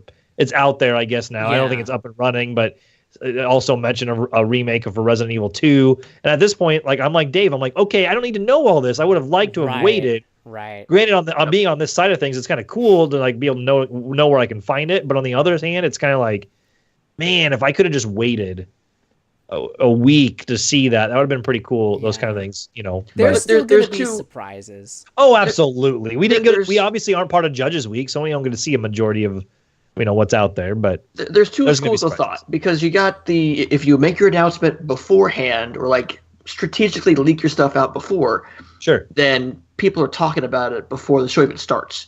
Because like Rage 2, oh, what's this? Oh, I can wait for. Oh, cool. Fallout 76. Oh, what's Bethesda? It gets you excited for Bethesda's show. Hence the question that Dave asked: was the Assassin's Creed leak planned? Right. Or was it, At this point, I think it seems so coincidental. Or the other school of thought is say nothing on your show. Surprise, we're doing stuff, and then also just blow people's minds. So both ways work. So yeah. No, you're right. I was going to say something about that Fortnite article. You were kind of joking about a while ago, and it's right. No. You were joking about me spoiling Fortnite, and I was going to say the whole reason for that article was not only to confirm that yes, Fortnite was coming to the Nintendo Switch, back when I wrote that back in April, but the point of that article was actually the debate that was going on internally as to whether or not the Battle Royale mode was going to be free to play, or if that was going to get packaged in, because there is a debate that was going on within Epic Games over that. So I want that was the intention, was to kind of get that information out there and try and spark a debate within the community as to whether or not they would pay for Fortnite Battle Royale. Sure. Would you pay for it if it had a bunch of Nintendo themed content that you got to download? Yes. Or do you demand free? No. But the thing is why? So let's just say you have the ability to play it on PC, Xbox, PlayStation, and they bring it to the Nintendo Switch, and that's the only platform that's going to charge to play it. Yeah. But You know? if they give you something for that, if they say, hey, we understand you're paying us for this, but we're going to give you these vanity items, these cosmetic Sure. stuff, then that makes the blow a little bit easier to take. Kind of like Rocket League had, that little extra stuff for it if you rebought it again on Nintendo Switch. Right, Yeah. right. Yeah, stuff like that. And I think Nintendo has to kind of create an arbitrary paywall and not let Battle Royale be free to play. I think they have to create that paywall just as a protection so little kids aren't downloading a somewhat violent game and playing that on their Switch. You're right. That or all those microtransactions, because you see all these mobile games that these kids run up their parents' bills because of the microtransactions. So putting a paywall, so putting a paywall up front and saying you have to give us this before you even get in the door, that could spark some conversation between parents and kids saying, if you do this, don't do this. Right. So. Yep. And to kind of go off of the mention of, us talking about Fortnite coming to Nintendo Switch, but an hour before the show came, another leak. Yeah. Where a data miner found on the Nintendo eShop, Fortnite information. So it's obviously probably there. Just a matter of when at this point, I think. Yeah. I just want the credit. So every time I've seen somebody post it, I've been sharing the article, like Game Explain. I put it on there. Kind of funny. I put it on there. Yep. Somebody else puts it on there. I'm like, hey, we put this out there. Like, it's out there. It's out there. It's out there. It's out there. But, so what show are you guys most forward to checking out? I know we said Microsoft's kind of the wild card, but which conference are you guys most excited to check out this year? My heart always says Nintendo because it feels like you never know what Nintendo's going to do. But this year, I feel like everything has been leaked for Nintendo already, especially after last Friday and the whole third-party demo unit thing got leaked. Right. I think that's pretty accurate. So, I'm still looking forward to seeing what Smash is like and how that plays and how the roster is going to shape up. Mm-hmm. Yep. I think Microsoft for me is still the one that I'm looking most forward to. Just seeing what kind of crazy. I think, like we said earlier at the top of the show, they've got the full potential to just let that crazy flag fly. Yep. But I'm still looking forward to Sony because they've got Microsoft's going to go, like you said, balls to the wall. On Sunday, and then Sony has a whole 24 hours to respond. And they can retool their whole thing and say, all right, well, we were holding this back for PlayStation Experience, but you know what? Boom! F you. Here we go. I will let me say this too. let me kind of go off of this a little bit. So not only should you go back and listen to our E3 predictions special that we did last week, but another really cool episode that I listened to, it's actually only about 8 or 10 minutes long. I listened to Colin Moriarty this morning, and Colin's side quest, where he did his E3 predictions. Fly flying around here. That's okay. And because he's obviously off doing his own thing, of course. And side quest, he did predictions, but his were different. Like he's like, I don't like to be like, this game is going to come out on this day. Hold on just 1 second there. We got to interrupt because both Assassin 29 has followed. Thank you so much for the follow, both Assassin 29. Thank you for the follow. Woo! All right, I apologize. Go ahead. To the kitchen. What I was going to say is you should go listen to Colin Moriarty's side quest episode that just came out for this E3 predictions, and it's, like I said, it's only about 8 or 10 minutes long. But what he does is he puts a keyword, one single word for each person. Or each of the big three, and then he also does EA, Ubisoft, and Bethesda, and he puts a word for each one. And I can't remember the word for Microsoft, but I think it was essentially like you said, going all in or going balls to the wall. Right. And so it's kind of funny because we listen to that, and I think it's so obvious that they have to do something big. But then on the flip side, we talked about this as well. It'll be very telling on what they do because they could just kind of start holding out because they know that they aren't going to win this generation. And I know Phil Spencer has already said he's not in it to win the generation. They start putting chips into the next generation or whatever they're going to be doing. Plus, they're going to go towards that digital age and the things that they're doing.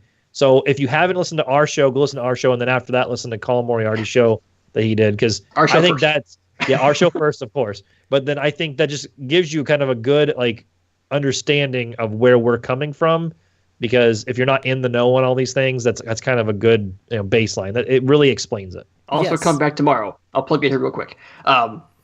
As Dave, I think I got No, you go on the ahead. right track. Yep.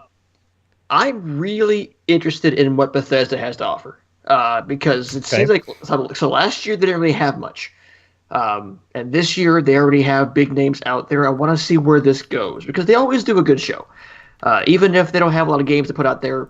They usually can put on a good show, just from the just the structure of everything. How they get all the people out there out front, and to kind of get real with you, if I may.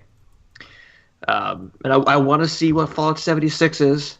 I want to see what Rage 2 is like. Just putting these pins out there can me go, oh yeah, I want to see more of this. So I was hoping Fallout 76 would be a revamped Interstate 76. Do you guys remember that game? yeah, yeah. Well, and it's I guess to answer the question, since I didn't answer it when I was talking before, the one I'm looking forward to the most is Microsoft. Yeah. I before Friday, I probably would have said Nintendo. I think part of it is this, and just a real brief explanation. Bethesda, I think, is probably second for my list. EA for EA Play. I'm excited because I'm really getting amped for Anthem. I think that's gonna be really cool. Plus, I like Andrea Renee, and she's hosting EA Play this year. And then You like her because she responded to your tweet of yours. I like her because she's good looking. I don't care about her responding to my tweet. Well, So she's anyway. she's married to I don't care about that either. John Drake. Yes, she's married to him as well. So then the other thing is Sony. While I still think Sony's going to have surprises, they've kind of already set the tone. Like, hey, these are what we're going to talk about, but we know there's going to be some other stuff. There's got to be surprises. We know there's going to be, but I think Microsoft is the big, not only the wild card, but the one that I'm looking forward to the most. With that said, I don't know where to put my expectations. I keep feeling like, should I lower them a little bit because we know that they kind of are back, they kind of could just put it all into next generation, or should I raise my expectations because they could go balls to the wall, and this just could be like 1, 2, all these first party games could be coming, and we just have no idea what's going on. I have no idea what to expect from Microsoft. That's why I'm looking forward to it. It'll be really funny because we kind of had those same expectations last year. It'd be Yeah. really funny Yeah, we did. for Microsoft. It'd be really funny if they had a similar conference to last year and just, didn't deliver. Sure. What? They delivered last year because guess. all three of us lost our minds when they said, "Hey, Xbox OG back." Oh, Grim and Skies, yes! We all did that. Last year, 2 years ago I would say they didn't deliver. Last year I think they were one of the top 2 that a lot of people were really happy with. It was for just the most part. I think it was an off year for everyone last year. E3 was a little off. Yeah, it was Wasn't because they that were focused so exciting. much on the Xbox One X, and they put so much time into that it kind of took away from the rest. But everybody was kind of off last year. Which it got a price drop. If you didn't see that, it did get a price drop. $4.49. E3 week. It's an E3 price drop. There is some speculation on it possibly being a permanent price drop. I don't know if that's necessarily going to be true, but kind of keep an eye on that if you're kind of looking at that as well. And David in the Facebook chat saying PS5 is still 3 or 4 years out. Yeah, I think we kind of put that at 3 or 4 years out for PS5, right? I think it's sooner. I think it's late next year, early 2020. That the announcement comes or the actual system comes. That the actual system comes. Okay. Oh. Yeah. Oh. But David in the Facebook chat, definitely check out Nerd Bacon's YouTube channel tomorrow because we've got a special Insiders podcast with Stealth and Golfing Buffalo, and we talk about the future of gaming and what to expect from the major console manufacturers in the years ahead. It's a fascinating thing, and I can't wait for people to hear it. I'm looking forward to that. Since you told us nothing, Dave, I feel like this I marriage was is going nowhere because you sworn to did not tell. secrecy. I'm sorry. No, I know. I totally understand. So I'm looking forward to checking it myself. I So. feel I am weird. too. I am feel too. weird even like talking about this right now. It doesn't feel real that I can actually talk about it or mention the names of these people because I've kept it quiet for so long. There's a little run in there with a fly in your What office time there. should we expect this As tomorrow? soon as I get my ass out of bed. All It'll right. be like So- 6 or 7 in the morning. So 2 Central. p.m. tomorrow. No. Nope. Okay. Here's something that's interesting. Game Informer, just today, has an article out there by Brian Shea. Square Enix devotes Division to developing Switch games. Yes, Square I heard Enix is that readying this morning. Octopath Yep. Traveler for launch as you read this, but that's not all it has up its sleeve for the Switch. According to Tomoya Asano, division executive at Square Enix, more is on the way from the RPG juggernaut. During my conversation with the team at Acquire and Square Enix about Octopath Traveler, Asano mentioned that the team became its own division in April. Division. Quote, Square Enix has decided that it wants to focus on original titles for the Switch, he says. If Octopath Traveler does well, and this is something that appeals to fans, we want to focus on Switch. Please pick up the Switch if you want to play games like Octopath Traveler, is how And he perhaps ends the Chrono quote. Trigger 2. How did you know that's where I'm going? I only harp on it every year. It's the game you mention every breath you take in life. When I asked Asano if games were already in development or if Square Enix's future on the platform is contingent upon Octopath Traveler's success, he clarified his statement. There are several other titles that we're currently working on for Switch, he says. Like Chrono Trigger If 2. you could just wait a bit longer, we'll work with Nintendo and announce them in the future. Like Earthbound 2. No timetable was given for these future announcements, but it seems as though Square Enix, I hate it when people say seems in an article. So, no timetable was given for these future announcements, but it certainly seems as though Square Enix is all in on Nintendo's latest platform. With both Square Enix and Nintendo holding their own streamed presentations in the lead up to E3 next week, it's entirely possible that we'll see one or more of these projects announced. But nothing is confirmed for now. So Chrono Trigger 2, Earthbound 2, and Final Fantasy Tactics 2 confirmed. I was just gonna say tactics. Yeah, So- give me tactics. Obviously, the dream for me is Chrono Trigger 2, Chrono or at Trigger, least like yep. a high quality. This has graphics a on par good with port? freaking Dragon Ball Fighters graphics remake of Chrono Trigger. Mother 3. Yeah, what's the possibility that Nintendo says, all right, we need Mother 4, we need that, that Earthbound 2. Let's give it to Square Enix. Let's see what these guys can do. What do you think that possibility is? I don't know. I think Chrono Trigger 2 makes more sense than a Mother 4. Really? Well, It's in the States because all we had was Earthbound. yeah, in the States, sure. I mean, I don't know. That would it would make a lot of sense with Square though. I would love a new FF Tactics game. Yeah, I would too. That would be I awesome. really liked. You know what? I really liked playing Final Fantasy Tactics on my SNES. I really did. Shut your goddamn face. that never came to SNES. That was a PS1. Yeah. No, Jeff is right. was it PS1? Final Fantasy Tactics. It's also called the PS1, asshole.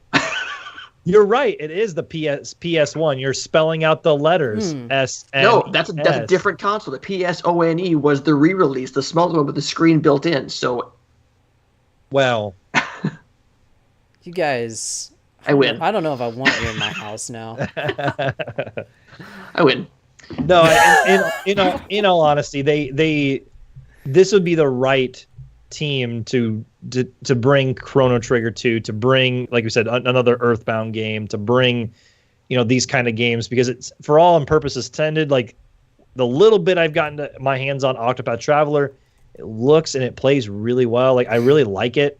I mean, I don't know. It's not normally a type of game that I would dive into, but I'm really interested in it. So Now, Octopath Traveler is very similar to the Bravely Default games, correct? I think I said this last time too. I was like, oh yeah, sure. I'm Okay, not no, sure. talk about I gotta confess. I have not I've not played the demo for Octopath Traveler. I've had it downloaded ever since it came out, but I haven't played it. I know. I need to stream that when I get back to streaming. And I could be way wrong because I never played Bravely Default either. But I remember those games being a big deal, both the first and second games being a big deal. And I just thought this looked similar to. I could be way wrong. So it has my attention though, as somebody who loves a good JRPG every now and then. They gotta kind of break the norm, you know, the way that Persona broke the norm of JRPGs. Right. Right. I like that idea. But any more on this, or can I move on to some other? I think stuff? you can probably move on to some other Yeah. stuff. Yeah. Go ahead. Great. I was looking at Polygon earlier, and we talked about the Red Dead Redemption 2 stuff. What if I told you about looking at Polygon? That's right. This was I looked at her published- polygons. This was published I don't get yesterday. I don't get it. Red Dead Redemption 2 special editions were revealed, and one of them does not include the actual game. Hang on. So, By the way, itself, it's... Golfing Buffalo's in the chat. And you'll, Hello, Golfing Buffalo. Yeah, Golfing you can Buffalo. Hey, we'll how's it going? finally listen to him tomorrow on the Insiders Roundtable podcast. We're excited. But We're not making him up. He does exist. he does exist. He just said to check out Twitter now if you want more info and leaks. Let There me you go. do that real quick. You just said you didn't want leaks, Dave. Well, I gotta. Well, it's a catch-22, damn it. I'll look, and I won't spoil anything too juicy. But hi, Golfing Right. Buffalo, and Yeah, we're hey. really Hello, excited for the debut of this thing tomorrow. And Very. just And howdy. thanks. And thanks, by the way, for the love on Twitter and Yeah. the retweets and all that stuff. We do really appreciate it. Red Dead Redemption 2 will cost the full $60 by itself. The special edition goes for an extra $20 at $79.99, while the Ultimate will set you back an extra $40 at $99.99. Now, the physical versions of both the Special and Ultimate will include the printed map of the game world, which excites me, and the Ultimate will come with a steelbook case. You also get exclusive story mode content, some missions, some stuff for your horse, some outfits, cash bonuses. Also, if you pre-order, if you pre-order digital, you get Grand Theft Auto Online money, depending on which version you get. Now, the special is just the game, the map, and the story mode content. Ultimate will come with a steelbook, the map, and stuff for online, including some themes, rank bonuses, horse and weapons. But the collector's box does not have the game. It's $100. It comes with a double-sided puzzle, 12 cigarette cards, a collectible challenge coin, a bandana, playing cards, the treasure map, a pin set, a 150-page catalog, Wheeler, Rawson & Co. It's taking like a Sears Roebuck catalog. Also, a metal tithing box with lock and key, sort of like the GTA 4 Special Edition, which I do have. That was a safety deposit box. It's $100, but does not come with the actual game. Jeez. Doesn't come with the physical game. No, absolutely not. I will not abide by that feature. Of course, if it gave us like rolling papers so you could roll your own cigarettes, that'd be pretty badass. Sure. But Somebody will get this. Somebody will get this. I guarantee it. I feel bad for the so- person who actually buys that and's like, where's my damn game? Right. I mean, I will probably go Ultimate on this because this game is just going to be so awesome for me, and getting the map and the steelbook and stuff for online stuff. I'm cool with that. I'm not going to spend $150. Let's see. The collector's box is $100. I'm not going to spend $100 to not get the game. You're not getting what you said there is not enough for me to drop $100, let alone like with the game. I mean, I don't know. I don't know. I'm still, like I said, I'm still salty with this whole like having Red Dead have a exclusivity deal, which Kotaku has talked about. We don't know what it is yet, but they're something about playing content on PS4 first. I don't like it. It's not good for business. They're going to be lucky if I pick the game up at all at this point. But man, I tell you what, $100 for that and no game. You better be a big fan. big fan. Yeah, Okay. but I can't wait for it. So go on, Dave. Here's what's breaking here. So apparently Konami's E3 show floor listing reveals multi-platform compilations and other stuff. So they got compilations for Android, Apple iOS, Nintendo Switch, PlayStation 3, PlayStation 4, Sony PS4 Pro, Xbox 360, Xbox. So it seems like they're covering the gambit here. Maybe listing some legacy systems to throw us off. I think Doc Croc had mentioned Zone of the Enders VR on PSVR. I thought was something that they may be talking about. Just to throw out a Konami game that, Zone of the Enders may be coming on VR. I think. What else? I mean, obviously, like Pro Evo Soccer. Yeah, could be that kind of PS3. Maybe it's that Metal Gear one that I'm lusting over. Yeah, I think Stealth is online saying that it could be a new Castlevania. Ooh. Oh. Well, they did just release that what's that game? Curse of Blood that just came out. Yeah. It's basically just like old school Castlevania. They're getting to Doc Croc's question. Bloodstained. There's she's talking about Zone of the Enders being remastered. Yes, there is a new Zone of the Enders. It's a remaster of Zone of the Enders 2, the second runner, and that is for PlayStation VR, actually. Yes. It I makes still me have sad the that Xbox we'll never 360 version of Zone of the Enders HD remake. So. Oh, yeah. God, Zone of the Enders was such a great game. Especially the second one. The second one was just a freaking masterpiece. It's too bad we will never see another legitimate one. For Facebook chat, what the Watchman is gloating over is he wants Metal Gear Solid 1 through 4 redone in the Fox engine, which is what MGS5 was. So that's what he's hoping for. They haven't announced anything specific yet, but that's what he's hoping for and pining for is a compilation of 1 through 4 in the Fox engine. Put it in my veins. Do it. Let's see. Otacon. Another thing I'm, just to kind of go off some, early in the year, like I said, I talked about the possibility of having some first party games or franchises being revived for Xbox. Another thing, I was scouring Twitter really quick. A lot of Fable 4 talks going on right now. Yeah. You're seeing a lot of Fable 4 stuff. So keep an eye on that. Possibly being something. Well, let's see whether stuff that's got released today. BlazBlue Cross Tag Battle is out today. I would love to get my hands on that because it's getting some good reviews.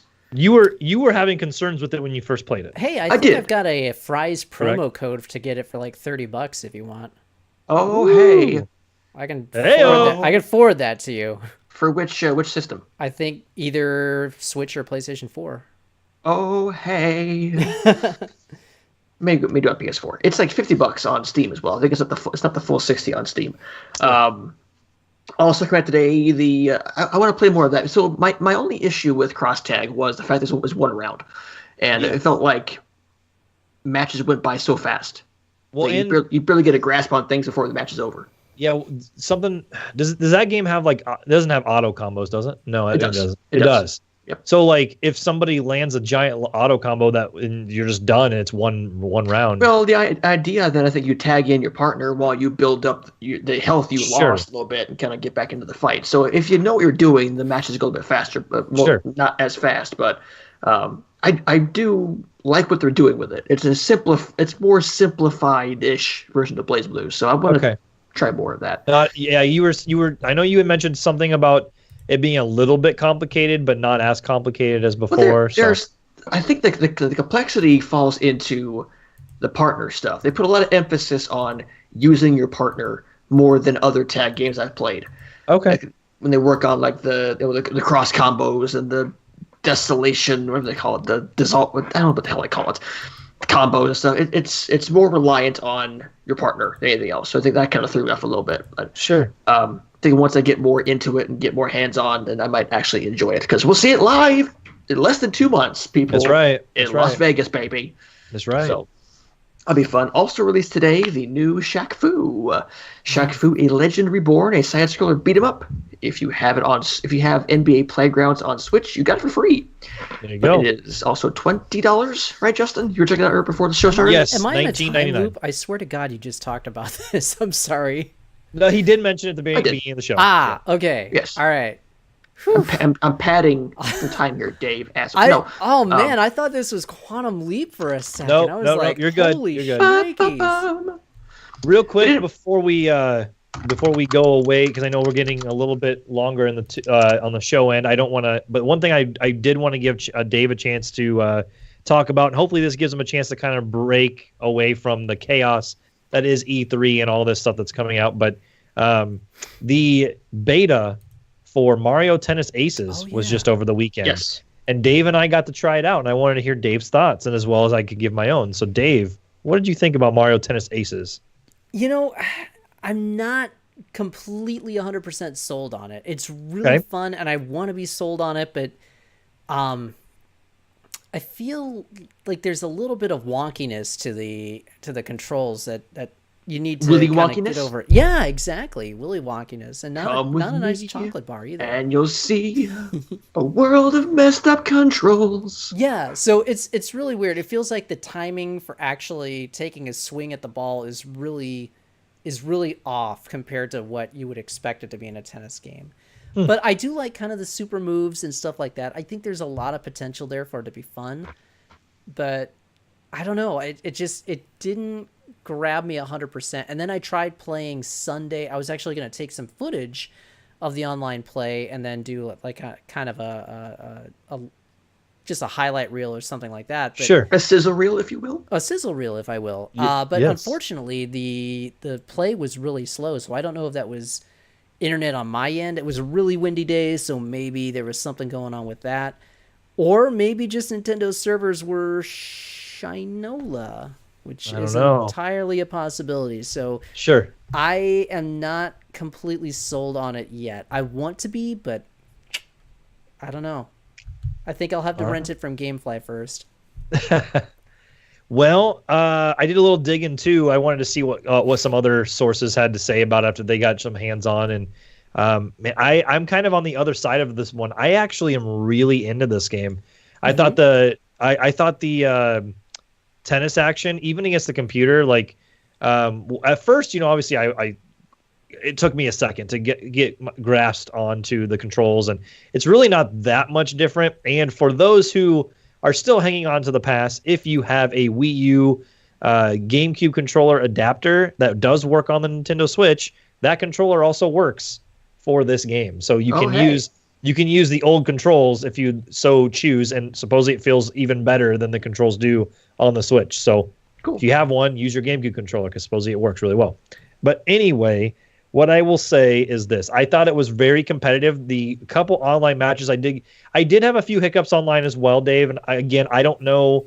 I don't usually have too many issues on my end for online gameplay, but I will say that with this, I did have a few issues, and a couple of the games I did play just were kind of wonky as far as the connection was concerned.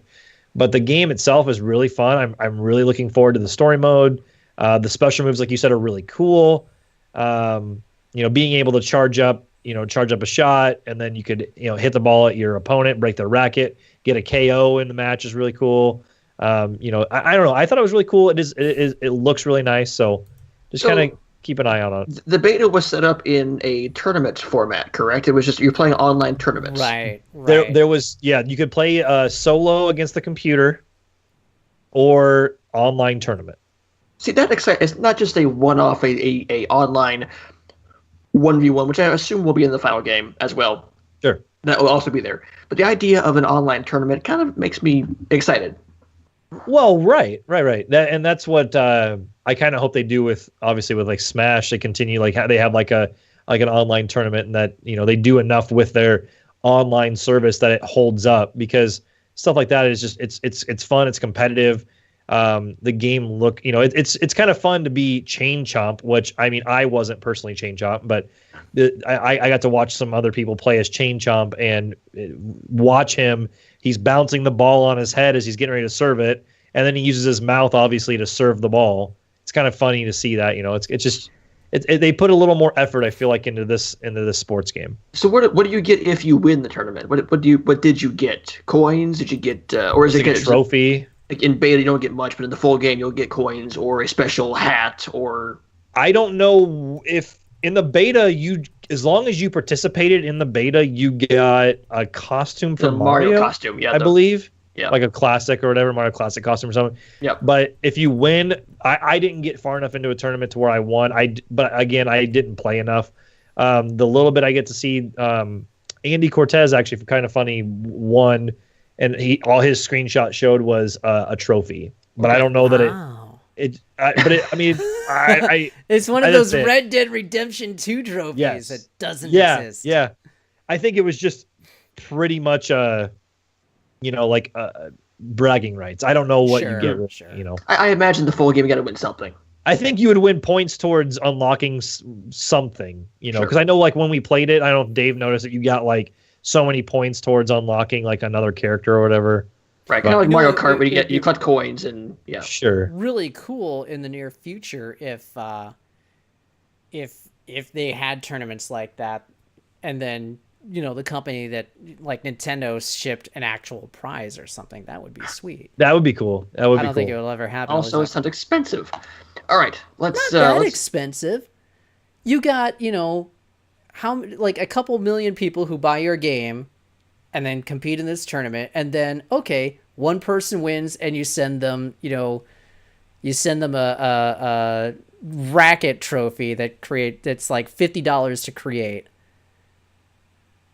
I don't think it's that expensive. Yeah, because the story mode is about a racket, like a special racket, and it's essentially the Infinity Gauntlet of rackets. $10 shipping. You have to find jewels or whatever. For the price of one game at retail, you compel some more people to buy the game. I don't think I think that's a good trade-off.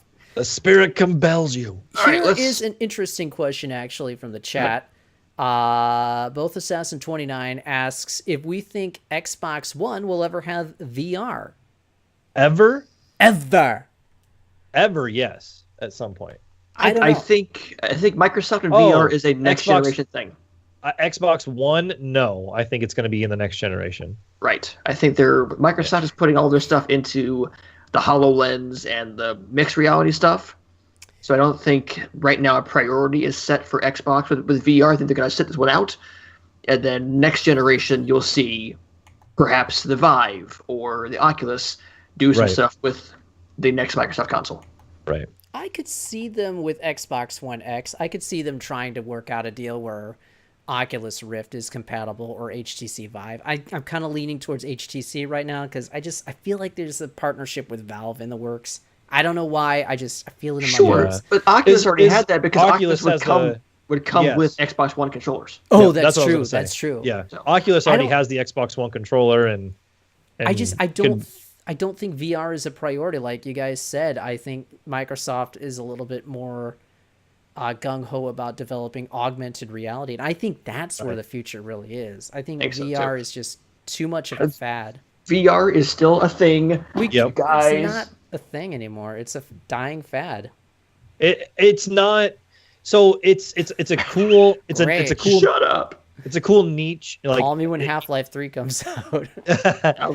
No, seriously, that's the only way that's going to revive VR is Half-Life. Well, and like I said, it's a niche that came and it's really dormant, really quiet right now. You don't hear a lot from it. There are obviously still games coming out for it. PSVR still has good stuff. Other things, there's been talk of like Fallout VR, like on the PlayStation VR or whatever. You're gonna see. It's obviously it's just gonna get bigger and better as it goes. They gotta have time to develop it, and like but I think like an augmented reality or mixed reality is more where they're going. Look at the popularity of like Pokemon Go when it first came out. Yeah, you had like that kind of mixed reality or augmented reality into it.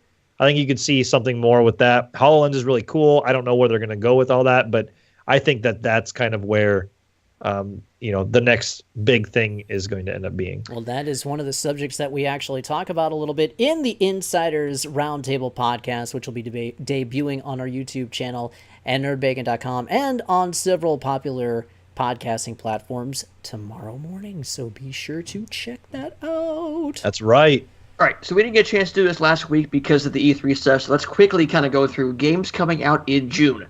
Yay! Because they're happening as of today. Yay. We had BlazBlue Cross Tag Battle on PC, Switch, and PS4. Okay.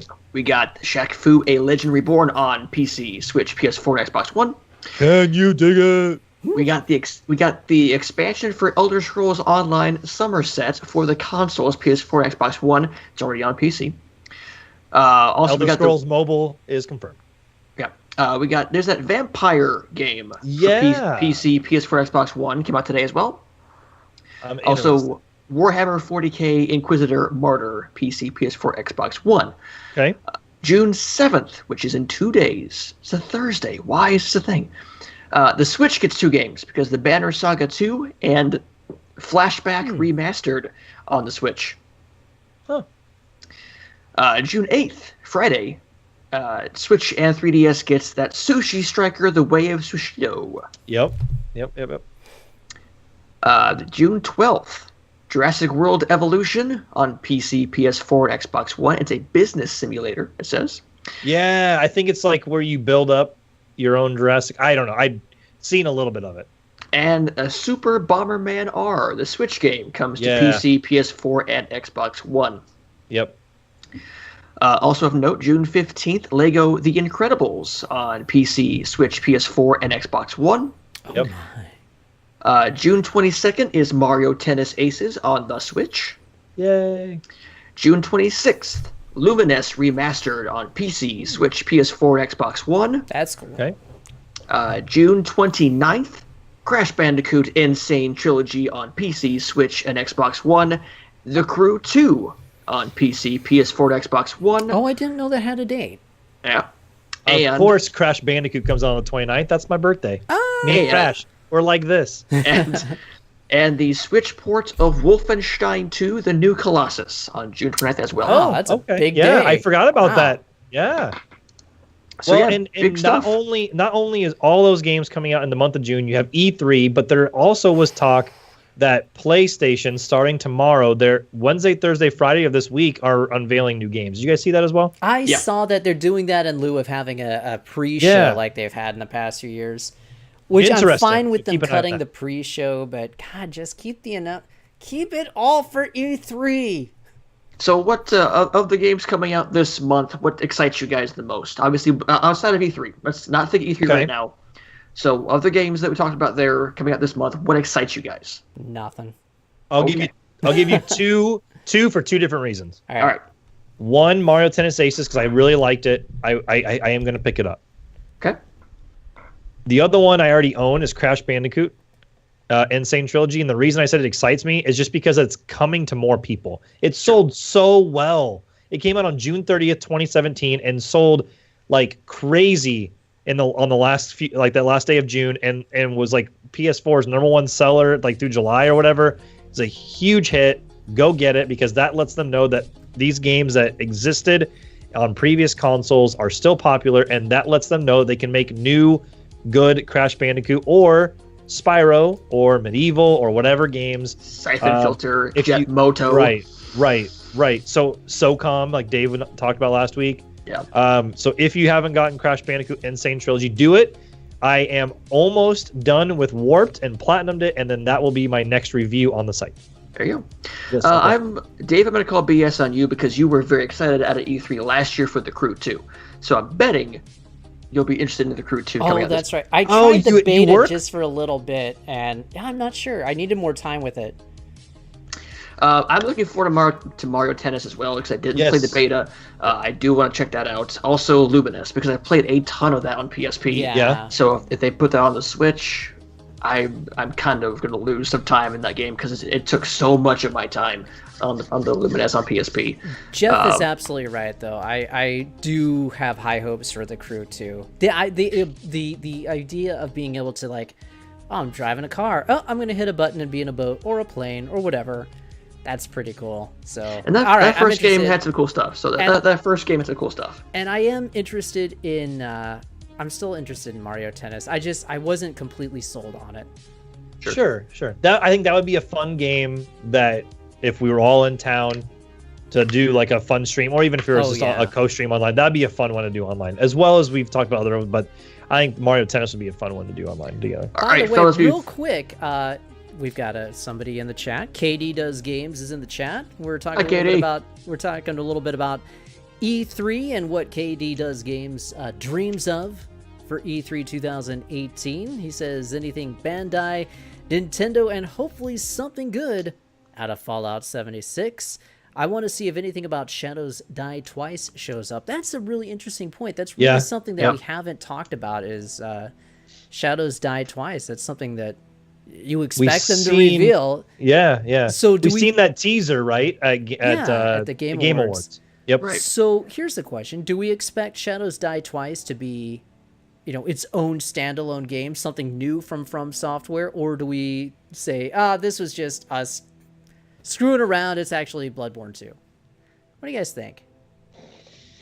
I think it's going to be a standalone. I think they because it said Shadows Die Twice in that teaser is the only reason. If it hadn't, that was enough to make me think Bloodborne 2. I still think Bloodborne 2 at some point comes, but so Justin, what if that was the subtitle? It could have been. Since you're the king of subtitles. I hate subtitles, damn it. And you wanted to already go back on your Splinter Cell one because you can't have fun. Yeah, go ahead, do your thing. What's Splinter Cell going to be called? I don't know. No, I've got the list here. The obnoxious, stupid name I said last week on the fly was obnoxious. Future. It was beautiful. Future Assault. It was beautiful. Yeah, it was Future Assault. You're absolutely right. So now you want to change your answer to what? I'm not changing it. I'm not changing it at all. I don't get to change it. I just got to thinking about it on the way home, and I thought, you know what? What if this is a way for them to unveil like a new character in the Splinter Cell universe by kind of making an older Sam Fisher? His name is Future Assault. I swear to God, I heard this on like Kind of Funny. I think Greg mentioned something. He did. Slap you in the face. Yeah, I think Greg mentioned something about it being like a Batman. So let's talk about what they talked about. What if Splinter Cell is like you were saying from Kind of Funny? What if Splinter Cell introduces us to an old grizzled Sam Fisher, and then you get the Metal Gear Solid 2 Raiden treatment, where you've got a whole new character. You got little Jimmy Fisher. Or no, well, his name should be Bobby Fisher. There you go. There you go. And the entire time, when you're on a radio to Sam, he calls him boy. Oh, jeez. Well, when I got to thinking, like when I was thinking on the way home from Des Moines when I was with you guys, I kept going back to like it being like an Armageddon, like an End of Days, Baron Corbin reference, or an End Game kind of thing. But yeah, I think it was Greg Miller that was saying something about it being like a Batman Beyond kind of thing. Like it'd be cool if it was something like that. But do you think that would get shit on, kind of like how Halo 5 went away from Master Chief? If this went away from Sam Fisher? Because everybody wants to see Ironside come back as Fisher. Yeah. I don't think they can do it in this one. Yeah, I think this one's a kind of a welcome back, Sam. Yeah. And right. The next game you could do the passing the torch. Maybe Sam has a team. Like he has like another person he works with or something. I don't know. But David and Chad made a good point. One of the I hope that Ubisoft Sam Fisher's DLC for New Splinter Cell is Archer. Like I'd be down for that. How cool would it be to have Michael Ironside and Ace John Benjamin talking? All right, we're past the 10 o'clock hour here in the Central Time Zone, so let's kind of wrap this up. How am I not like falling asleep yet? I'm so. It's the spirit of E3 is flowing through me. Real quick before we run through the E3 schedule, make sure you're following all of us. So follow me on Twitch at Jeff Roth, on Twitter at Jeff Roth. Justin's on Twitch and Twitter as Level Up Justin. Of course, we'll be here on Nerd Bacon, Twitch, doing all the E3 stuff, as well as on Facebook. And then Dave streams here on the Nerd Bacon channel as well. And Dave! Hang on, before we sign off for the night, let me just pull up. I want to pull up the schedule real quick. Okay, I was going to say, go through. For those of you who are just joining us, we are going to be simulcasting each and every single conference of E3 2018. We're going to be offering our live reactions, live, honest, unfiltered reactions, unfiltered joy, unfiltered sorrow. Come check it out with us. If you want to hang out with the boys, come on and hang out with us. We're going to be streaming on our Twitch channel, and we're going to be streaming on Facebook Live as we are right now. And here, I'm pulling up the stream schedule because we're going to do pre-shows, of course, before each one of the conferences. So I just wanted to get times out there. So we're kicking it off. And again, you can find us on NerdBacon or twitch.tv/NerdBacon or on Facebook.com/NerdBacon. So it kicks off Saturday. This weekend. That's right. Holy I can't cow, believe it. it's so close. Finally here. All right. A week from today is Nintendo. We will see the Smash Brothers game. This Saturday, these are all going to be Eastern times. Our pre-show for EA Play starts at 1:30 p.m. This is going to be a 30-minute collective prayer that a new NBA Jam is announced. Yes! And then EA Play starts at 2 p.m. Eastern. We take the afternoon off, we recoup, and then we're ready for a doubleheader on Sunday. We got pre-show from Microsoft starting at 3 p.m. Eastern, and then 4 o'clock is the conference start. Sunday, 9 p.m. Eastern is when we do the pre-show for Bethesda, and then the event starts at 9:30, so that's just a 30-minute show. Isn't Sunday Father's Day? That's the week after. Thank you. You're welcome. Then we've got huge Mega Monday. For the first time in 2 or 3 years, we've got Square Enix hosting a press conference. That's going to be a pre-show starting at 12:15 p.m. Eastern, and then the actual event starts at 1 o'clock Eastern. Mostly us wishing for FF7 Remake or Kingdom Hearts 3. What's going to happen? Both of those are happening.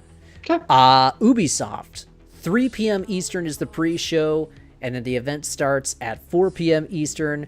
And then Sony is going to be at 8 p.m. Eastern for the pre-show, and then 9 p.m. Eastern for the event.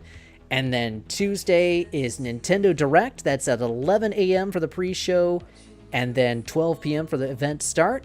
And finally, the Super Smash Bros. Invitational will be taking place on Tuesday as well. They don't have an actual time set for that. It just starts whenever the Splatoon 2 World Championship stops. So we're going to keep an eye on it. Follow us, get those alerts on and everything, so that way you can get a nice little cell phone pop-up that says, hey, something tasty is happening on Nerd Bacon, and it's going to be us checking out this Super Smash Bros. Invitational, and that will cap off our live streaming for E3 2018. Of course, there will be all sorts of news articles, analysis, breakdowns, anything you can imagine on nerdbacon.com. It's going to be amazing. You can find the schedule also in print form everywhere on Facebook and on Twitch and on NerdBacon. You'll find the entire stream schedule in print, so you can follow us there. Trying to get it on the back of milk cartons. We'll try, because it's missing, question mark, us. And if all three of us can't be there, we'll have other people from the NerdBacon community join us as well. We'll try to get the three of us there. If we can't, other NerdBaconites will be there as well. But, guys, I'm excited. It's... Yeah, I'm so excited. For as stressful and as hectic as E3 is for journalists, I'm excited. This is I don't want to say my first real E3 covering, because I helped cover it last year, but this is the first time I'm going to be in person with you guys. Like last year, we had a delay with the streams. Yeah, you can't spoil it this year. Yeah, no more of I'm ahead of you guys or behind you guys. It's straightforward. We're gonna get everybody's genuine reaction all together. I'm so excited for this. Yep, so excited. This is it, all boys. Right, well, we're gonna see all you guys Saturday for EA Play at 1:30 Eastern is the pre-show. So we'll be talking about Battlefield 5. We're talking about hopefully NBA Jam and what else EA wants to bring to the table. So next time we'll see Anthem, and so we'll see all you guys 1:30 Eastern on this very channel, Facebook and Twitch. Ready for kickoff E3, guys. But most importantly, as well, be sure to check out the site nerdbacon.com tomorrow, or search for NerdBacon's YouTube channel tomorrow for a fascinating special podcast, the Insiders Roundtable, featuring me and Stealth and Golfing Buffalo. You are not going to want to miss that, because it is a really fascinating and important look on the industry and the future that we're going to face in the industry here in the next 5 years or so. So anyway, Looking forward to that. So let's One take her last home, plug. boys. All right. Yep. So don't forget to follow us all on Twitter and Nerd Bacon on Twitter. All of us on Twitch as well. So Jeff Roth, Level Up Justin, and the Nerd Bacon Twitch channel. For all of us, I am Jeff Roth. And I am Dave the Watchman. And I'm Level Up Justin. Everybody game tasty, and we will see you tomorrow for the roundtable, and then Saturday, kick off E3. E3! Yes. Yes! Yes! So later. excited. Yes!